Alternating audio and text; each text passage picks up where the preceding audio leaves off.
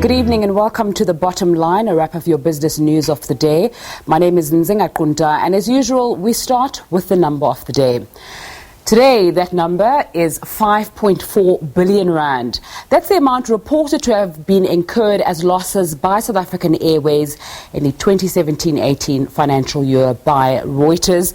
Reuters is reporting that, but of course we know that SAA has not submitted actual financial results, so this number for now is just a reported number. I've reached out to SAA spokesperson Tlali, and he says no annual financial statements have been finalized. SAA only has working documents and drafts, therefore they're not going to comment on that number, and we just have to wait, I guess, for those financial results. So joining me in studio is Kaya Sitole. We're going to be speaking about South African Airways as well as other state-owned enterprises. Thanks so much for your time on SABC News this evening. Thank you. So let's start with the fact that SAA hasn't submitted financial results, not only for this year, but before. Well, it's very simple. The auditors that have to sign off the financial statements always have to ask us the question of any entity, which is to say, here we are at this particular date. Can you explain to us how you're going to fund your operations for the next 12 months? And if an entity cannot explain how it's going to fund its operations for the next 12 months, then it simply means that the auditors cannot certify it as a going concern. Now, if you cannot be certified as a going concern, it would simply mean that, unfortunately, a lot of the people that have actually lent you money are then going to ask the question, well, if you've just told your auditors that you don't know your money is coming from for the next 12 months, how are you going to pay me? So therefore they start demanding their loans. So the reality is that for as long as SAA is not a going concern, its auditors will not sign off its financial statements, which is why they've got the drafts now. And the reason they can't sign off the financial statements is that it cannot exhibit how it's going to generate income that exceeds its costs. And the only other alternative is for someone to step in and say, I will give you additional cash, and that is the state. And for as long as Tito Mboweni insists that it's not going to give them a bailout, they will not be able to publish financial statements. SAA does seem to be coming to terms, or trying to come to terms, with their financial issues.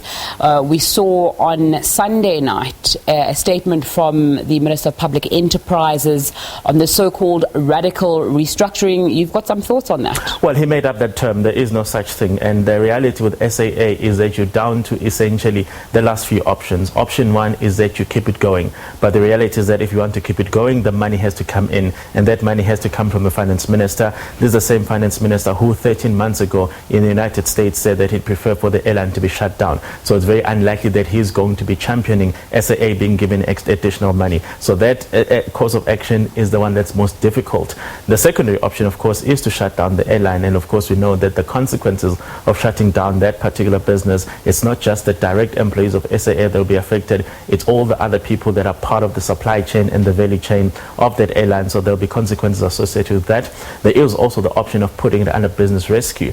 Now, the benefit of putting it under business rescue is that you essentially buy yourself a form of insulation. And that insulation comes in the form of saying that to everyone, look, the reason we're putting it under business rescue is that we need to do something different. So therefore, even though our contract between you and I says the following, in this particular instance, I'm going to suspend the terms of that contract until I fix the underlying structure of the business. So it buys you some lead time in order to actually fix the business. Now, at the end of it, you still have to come out and emerge either as a restructured entity, or the solution could be, actually, after restructure, we've decided that there's nothing worth rescuing. So we're down to the very last few options, and I think the option of the state giving more money is probably not sensible, because then the question will be, what are you going to do next year? Do we have an unlimited pool of funds? And the answer is no. So the way SAA has to be run has to be a bit different. Now, whether you do that through a business restructuring process, or whether you decide to maybe liquidate it and restructure it as a new entity, those are the details that we have to iron out right now. But for the minister to come and say there's going to be some form of radical restructure, that was a meaningless term. We don't know what it means, and neither does he.